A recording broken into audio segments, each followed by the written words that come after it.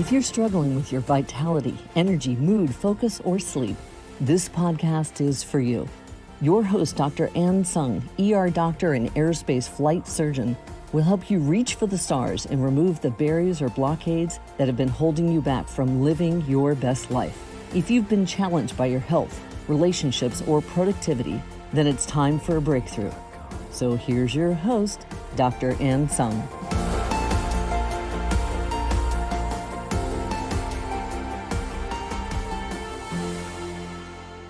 Hello, and welcome to It's Not Rocket Science Show. This is session 10, and I am your host, Dr. Tsung. Today is a third part of our three-part series on aerospace medicine and what it's like to be a flight surgeon. If you haven't checked out the other parts, please go to session 8, where I talk about my journey from the moment I made the decision until the beginning of my aerospace medicine residency. And then in session 9 is where I talked about what it's like to go through 2 years of aerospace medicine training after my emergency medicine residency and critical care fellowship.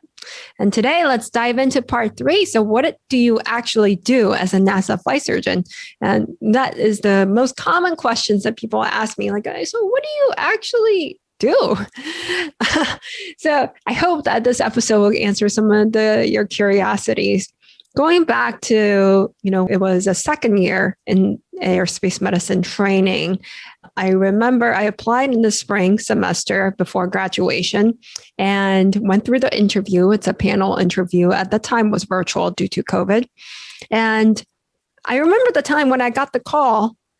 I was at the airport after the interview. I was at the airport coming back from the aerospace medicine course with the Air Force from Wright-Patterson. So flying from Dayton back to Houston, waiting at the gate, and the call came. And Dr. Powers, the medical program director at the time, told me, I was like, "Ann, I want to congratulate you, and you got the position."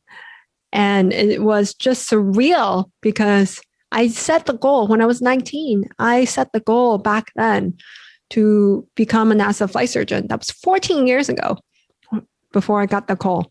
And it was such a surreal feeling to be able to achieve something that you've been striving for 14 years. And you finally get the call, and I felt a sense of disbelief. I felt a sense of relief as well. Like a weight just came off my shoulders. Like I've been going through that process, like having this drive behind me to this motivation to have to get to this point. And finally it happened. And it was just an incredible feeling. I felt at peace. So I think the first takeaway from this is that if you just do the next step, the next micro step, no matter how unbelievable that goal might have seemed to you at the time, you'll get there. Everything you need is within you now. So it was fantastic. I was able to, have my virtual graduation and end of June, and July 1st, I was started as a NASA flight surgeon. I was like, whoa, this is amazing. And it's awesome to go through. It was awesome to go through the UTMB residency because I've done rotations in the flight medicine clinic, occupational clinic. I've gone through their meetings. I got to know a lot of the flight surgeons already. So it was a very, very seamless transition.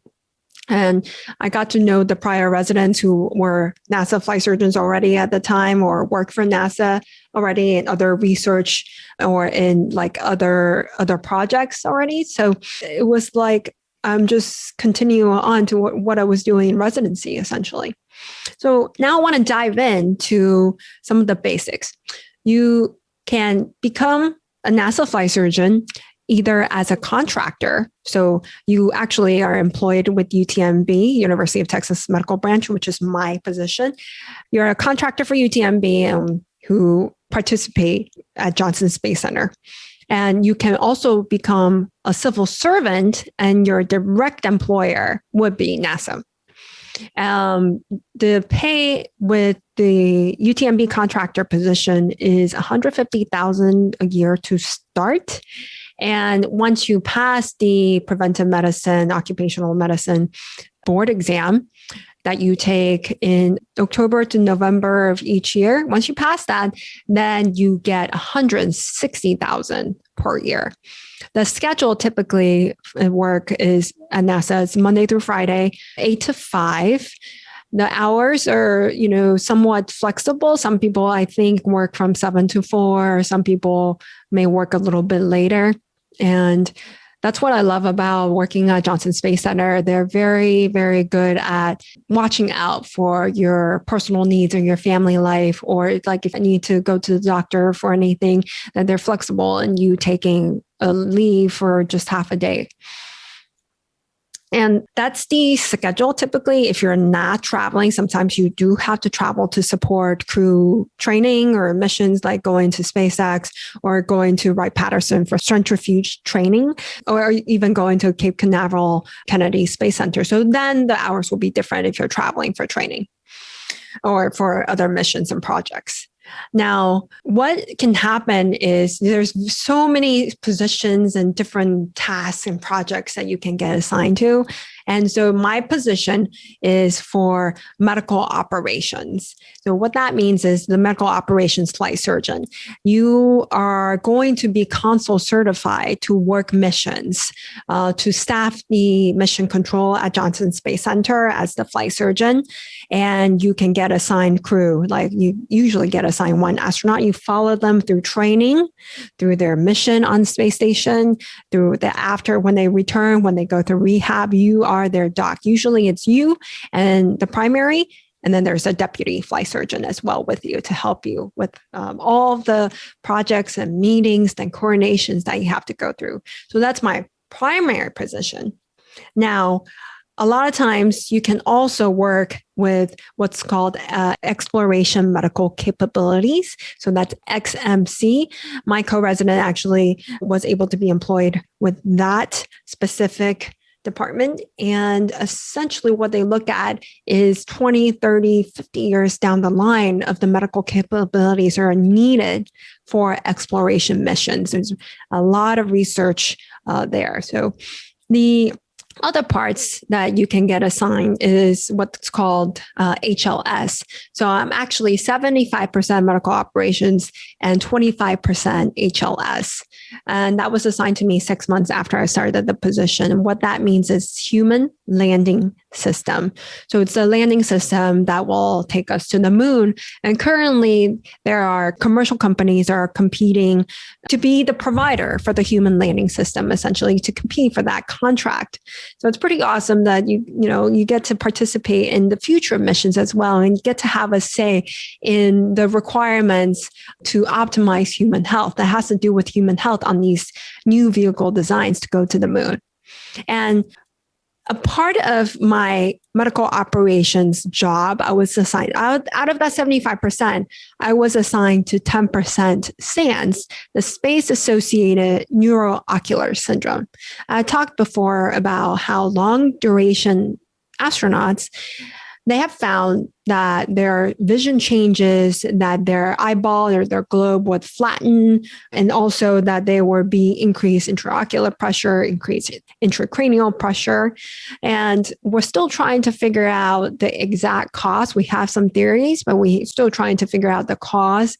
And there's a whole group, the SANS team, that comprised of biomedical engineers, ophthalmologists, physicians, and a ton of other people to work to make sure that we're monitoring the crew to find there's also like Baylor, neurologist, neuropsychologist.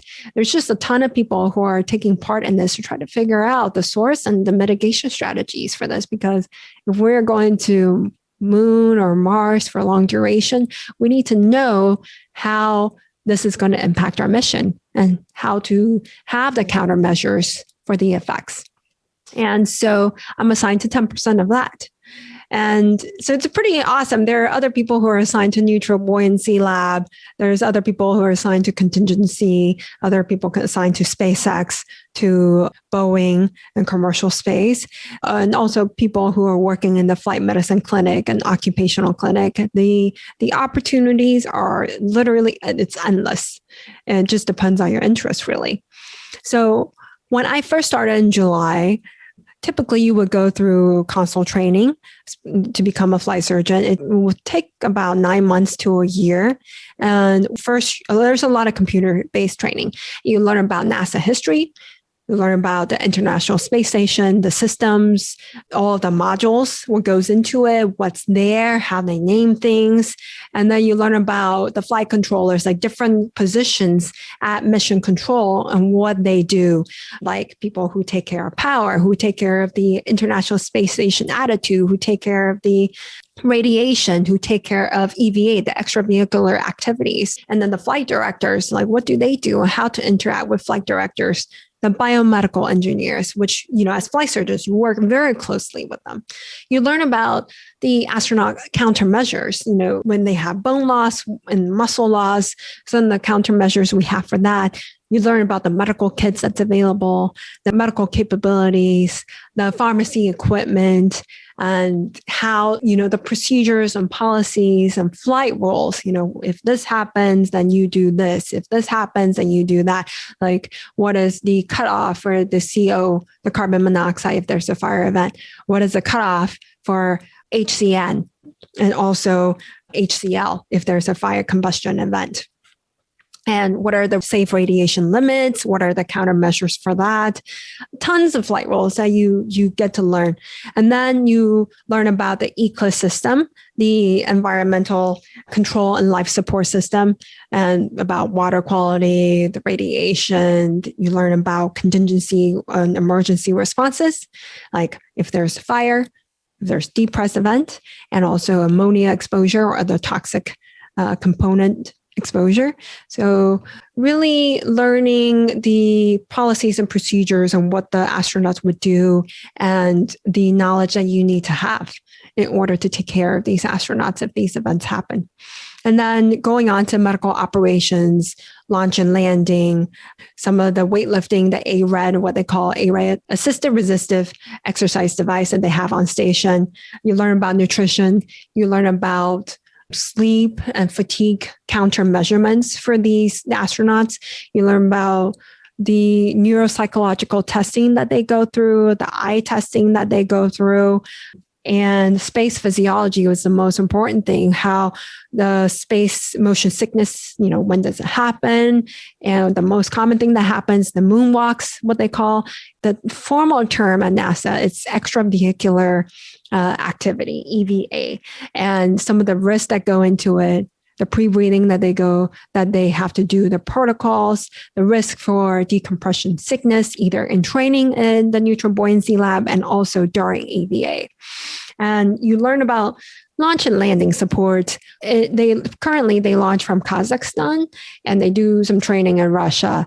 So some of the risk and benefits, the medical packs that go into it, and some of the meetings that you have to support during launch and landing.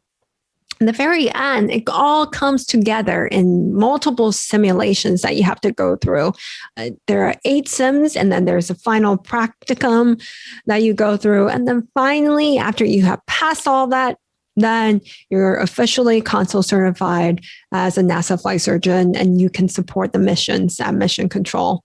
I'm currently in the middle of it right now. I've finished some computer-based training, some virtual training, some in-person training, and I would say I have learned a great deal. It's a lot to learn as a physician. Because my background, I'm not from an engineering background. So it's for me to learn what their job is like, what they go through, and how to communicate with engineers, which is just fantastic. And the other part of my job as a UTMB contractor is that we're sent to Russia to support Star City crew training in Star City and also launch and landing support as well. So Star City is a town that is out about an hour drive from Moscow. And that's where GCTC is, Gregorian Cosmonaut Training Center. That's where the Russian cosmonauts train. And because that we're launching currently on the Soyuz Russian capsule, our US crew gets trained in their system too, in the Russian segment of the International Space Station system as well. They have to go through emergency training and Soyuz simulation training. And you are the doctor there for the 2-3 months that you're there, who takes care of crew as they go through training that may be hazardous to them. And you are also the doctor for the NASA personnel who is there. There's NASA personnel who is typically an astronaut who's director of operations there in Russia. And then there is also deputy director of operations in Russia as well. So those are the NASA personnel. And there is Russian personnel employed by NASA who is the support staff at Star City. You will work very closely with them. They interact with GCTC training center so that they can streamline the process with the US crew and help them through their training. So you work very closely with them. You get to find out what the training is like. You get to learn the Russian medical equipment, the Russian countermeasures equipment, like their cycle, the treadmill, the way that they measure hematocrit, they measure the urine, the blood work. So it's fantastic. It was a fantastic time when I was there because I really got to know what it's like when the astronauts go through the training and how much it could hurt when you're bent in that, scrunch up position in the Soyuz for, 4 to 6 hours. It's a pretty bad position to stay in and you can't really move. So a lot of times they have musculoskeletal pain. And you wouldn't really know until you're actually there when you're monitoring the crew, though. So it was fantastic training. And then there's also another position where could be the doctor in the Mission Control Center in Moscow. And there's personnel who go there to work from NASA. And the Moscow doc is also in charge of evacuation if it's needed. You're in charge of a lot of the public health monitoring, working with the embassy if you ever work there. So when you're in Star City, going back to Star City, there's launch and landing packs because the primary crew surgeon, the deputy crew surgeon will come a few weeks before launch and landing of the crew. And you're responsible for stocking the packs and also for making sure that the pharmacy and the equipment are well stocked for your use in Star City for the crew and the NASA personnel to go through the expiration dates, to pack the medications, to go through the equipment to make sure that they're charged, just to make sure that they have everything they need for launch and landing. So that was a big part of my job when I was there. I was able to go there in August. I started in July, was able to go there in August. And although that's not usually the case, typically you will be going through your training as a flight surgeon, then you go to Russia. But because of the scheduling, that's what happened, which I am super grateful for because I got to know launch and landing process. And now as I'm going through the training, I can kind of use my real-time experience to help me visualize it. So it was fantastic. And I was there for 3.5 months, came back, and now to explain a little bit about my day-to-day or what it looks like the week as a NASA flight surgeon. A lot of times because of my SANS project, my human landing system HLS involvement, I have meetings that has to do with those projects. So for SANS, we talk about the imaging tests that we do with astronauts. That's what I'm learning about, the imaging and the protocols and procedures. We're coming up with clinical practice guidelines or revising the clinical practice guidelines if the crew participates in a study and was found to have increased ocular pressure, increased intracranial pressure. And what do we do about that? We're working to find other equipment, non-invasive equipment that can measure increased intracranial pressure. So we have some meetings with other physicians to discuss that point. For the HLS system, there's meetings with the 3 commercial companies to look at, a lot of times we're looking at crew controls, their environmental system, the life support system, looking at their emergency procedures, looking at the requirements, say, the atmosphere, the O2 requirement, the pressure requirements, even looking at elevators, the risk of elevators and steps. There's just a lot that goes into it when you're trying to coordinate a new vehicle and, making sure we know what is safe for our crew. There was one meeting I recently participated in last week. It's about geology tools on the moon and what type of tools are needed. And as from a flight surgeon, I need to look at the 10 tools that they presented and what kind of risks can they pose to the crew and what can we use as medical equipment? What can we use it to improvise? And when they use the tool, what are the injury risks depending on how they're used? So it was very interesting. So there's a few meetings like that throughout the week. There's meetings on training the crew, like crew training on various systems. They call human in the loop testing. So there's some traveling that could be involved. And then the rest of the time, I deal with medical packs for launch and landing at the US side. So we have commercial crew launch and landing packs.